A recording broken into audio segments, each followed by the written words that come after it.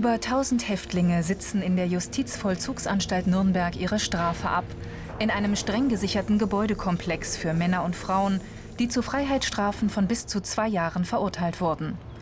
Carmen Scheer kann sich ihr ganzes Berufsleben hinter den 5 Meter hohen Mauern vorstellen. Sie möchte Justizvollzugsbeamtin werden und absolviert gerade die ersten Monate ihrer Ausbildung im Nürnberger Gefängnis.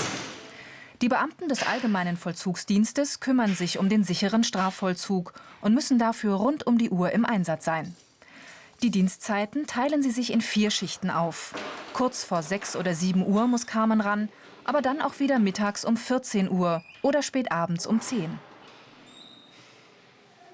Bei der Arbeit in der Anstalt muss sie Uniform tragen. So unterscheidet sie sich allein schon durch ihre Kleidung von den Gefangenen.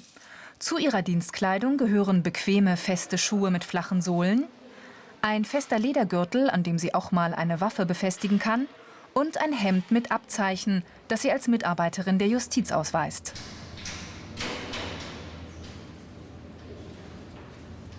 Carmen Scheer muss während einer Schicht viel laufen. Oft begleitet sie Gefangene zu einer Dienststelle im Haus. Hier wartet schon Kollegin Irene Engelhardt auf den Neuzugang. So, jetzt schauen wir uns mal die Papiere an. Bei der Aufnahme in die Haftanstalt muss die Inspektorin die Personalien und mit dem Fall befasste Behörden und Dienststellen erfassen. Die Daten gibt sie in den Computer ein. Alle Angaben müssen stimmen, damit es nicht zu einer Verwechslung kommt. So, Frau Scheer, und sind unsere Begleitungskammer. Irene Engelhardt ist Ausbildungsleiterin und erklärt Carmen, was einer Gefangenen beim Antritt der Haft alles ausgehändigt werden muss. Unsere Zugangskörbe. Ich zeige Ihnen mal, was Sie alles so haben. Also da haben wir dann unseren Parker für den Hofgang. Dann haben wir dann eine Jeanshose. Dann haben wir natürlich auch eine Bluse, eine Weste. Und hier sind unsere Hygieneartikel. Die bekommt jeder Zugang ausgehändigt. Das sehen Sie mal, da ist eine Seife drin, Shampoo, Zahnpasta, Kamm, Zahnbürsten. Bekommt jede, weil die hat ja keine Möglichkeit einzukaufen am Anfang.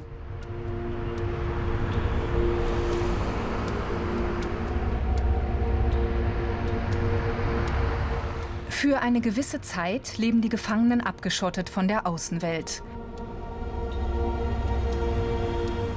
Nur Angehörige und Rechtsanwälte wie Harald Strassner haben gelegentlich Zugang.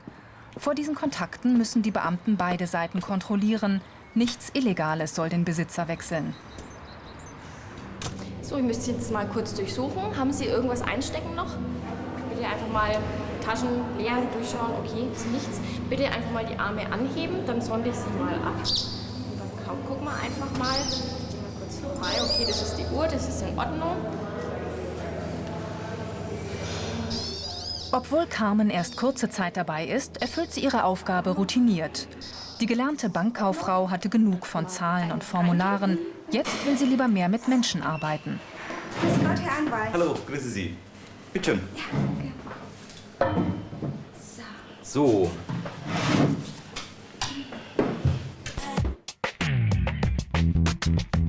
Diese Fähigkeiten sind gefragt. Soziale Kompetenz, gute Deutschkenntnisse, PC-Erfahrung. Erfahrene Beamte wie Frank Edelmann erklären Carmen weitere Aufgaben, zum Beispiel die Durchsuchung einer Haftzelle.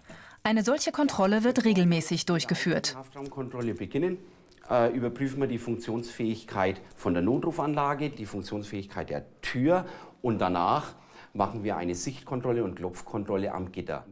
Die beiden dürfen nichts übersehen. Dafür müssen sie auch sehr persönliche Gegenstände des Häftlings untersuchen.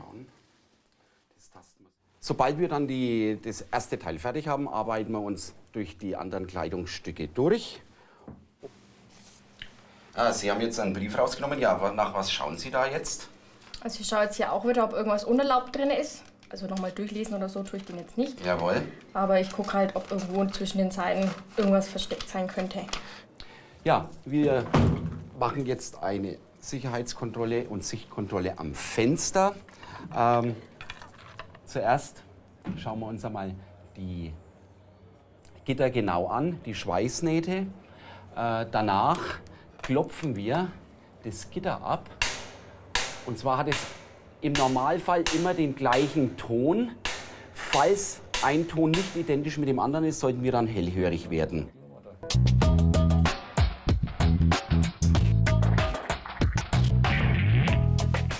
Carmen geht bei dieser wichtigen Aufgabe gründlich und genau vor. Für sie kein Problem. Schon das Auswahlverfahren zur Ausbildung hat sie mit ihren guten Zeugnisnoten und dem bestandenen Eignungstest leicht geschafft. Die Suche dreht sich immer um die gleichen Sachen. Zum einen gefährliche Gegenstände natürlich. Also wir hatten das auch schon, dass irgendwo Rasierklingen lose rumlagen, wo man sich selber verletzen kann, wenn man Haftraumkontrolle durchführt. Dass natürlich auch keine Drogen irgendwo zu finden sind. Also auf solche Sachen achten wir da schon. Wie erfindungsreich Häftlinge manchmal sind, zeigen diese beschlagnahmten Gegenstände. Pistolen und Handgranaten, aus Brotteig gefertigt, die Messer in einer Werkstatt zusammengebastelt. Also grundsätzlich überprüfe ich erstmal die Fesseln. Nicht jeder Handgriff muss gleich sitzen. Falk Riemer-Gilbert, Spezialist für Sicherheitseinrichtungen, stellt seinen zukünftigen Kollegen die richtige Anwendung von Handschellen vor. Dann wird geübt. Carmen Scheer versucht ihrem Kollegen Andreas Knörr die Handschellen anzulegen. Das ist nicht ganz einfach. Und einfach durchdrehen. Das geht schon. Oh Gott, das geht immer schwierig. Okay. Ja, das habe ich gerade auch gemerkt bei der Kollegin. Also werden wir bestimmt noch ein paar Mal üben müssen. Vollzugsbeamte müssen sich auf ihre Kollegen jederzeit verlassen können. Zu zweit überwachen sie die Essensausgabe. Aufschließen und zusperren, die Häftlinge im Auge behalten. Das ist hier die Aufgabe. Unter BR Alpha Ich Mach's gibt's mehr Infos und viele weitere Berufsporträts als Video zum Download und als Podcast. 1/3 der zweijährigen Ausbildung verbringen die Anwärter an der Bayerischen Justizvollzugsschule in Straubing. Sie lernen die Aufgaben der Arbeits- und Wirtschaftsverwaltung, Psychologie und Sozialpädagogik, Schriftverkehr, Gesprächsführung und vor allem auch die für sie wichtigen Paragraphen des Strafrechts. Rund 100 Lehrkräfte schildern den Schülern Fälle aus dem Gefängnisalltag. In der Regel suchen die Länder für diese Beamtenlaufbahn junge Leute, die mindestens den Hauptschulabschluss haben. Sie müssen aber auch, und das erwarten wir, gestandene Persönlichkeiten schon sein.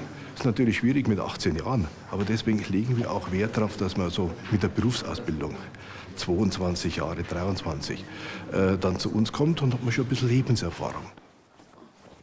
Okay, und go. Körperliche Fitness sollten die Anwärter auf alle Fälle mitbringen. Denn auch waffenlose Selbstverteidigung steht auf dem Stundenplan. Hier lernen die Schüler Elemente fernöstlicher Kampfsportarten, die speziell für die Polizei weiterentwickelt wurden.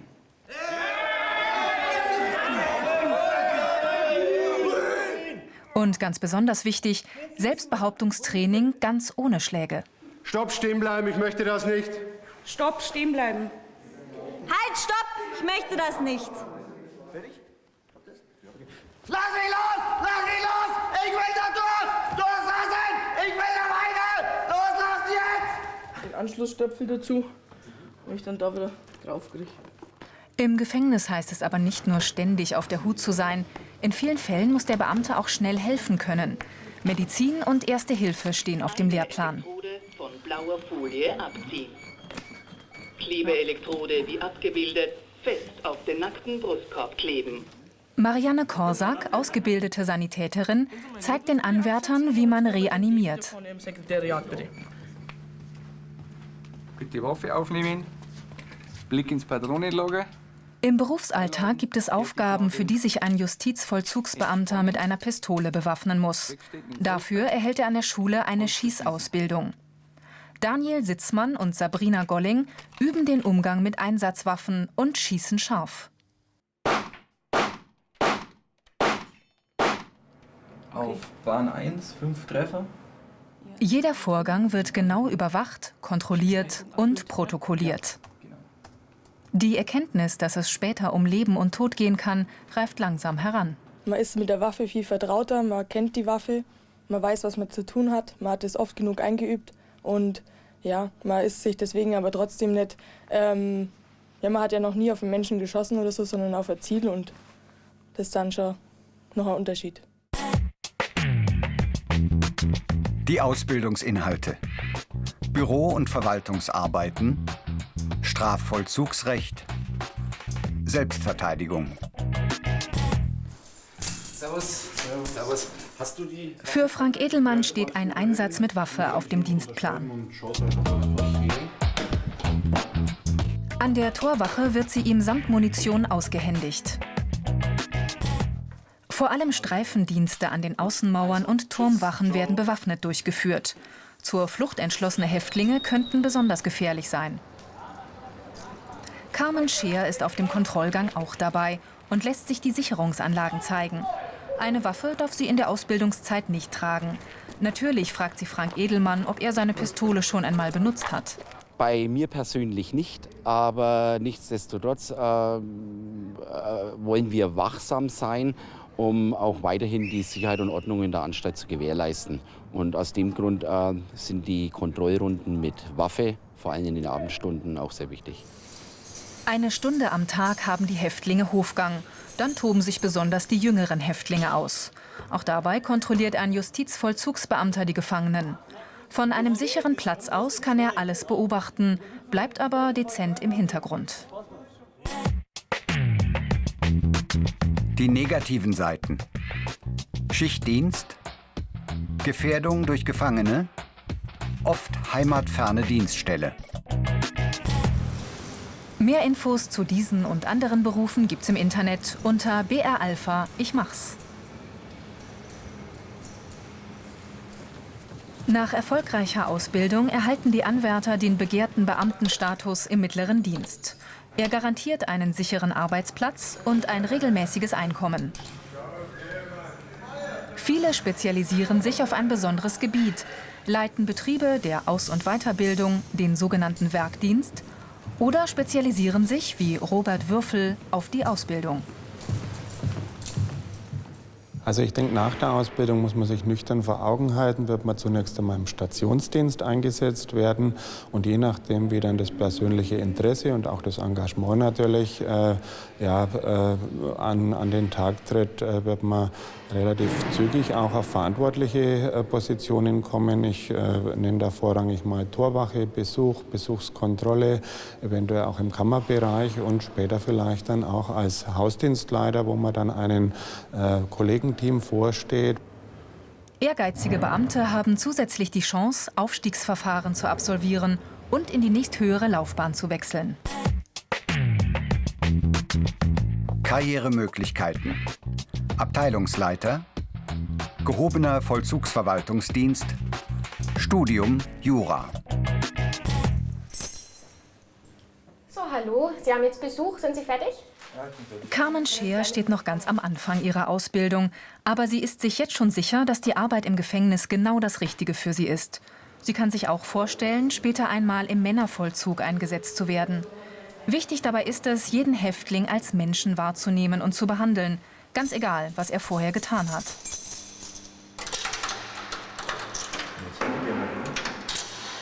Angst muss sie vor ihren Aufgaben nicht haben. Da kann sie ihr Ausbildungsleiter Robert Würfel beruhigen. Also ich persönlich habe jetzt ja keine nennenswerten negativen Erlebnisse mit Gefangenen gehabt. Ich bin also auch persönlich noch nie angegriffen worden, wobei das auch was ist, was relativ selten vorkommt. Also wenn ich Angst hätte, dann wäre ich auch falsch. Also Angst sollte man nicht haben. Man sollte schon gern mit Menschen zusammen sein und Kontakt auch aufnehmen und sich unterhalten können. Also. Carmen Scheer, eine zukünftige Justizvollzugsbeamtin mit einer verantwortungsvollen Aufgabe.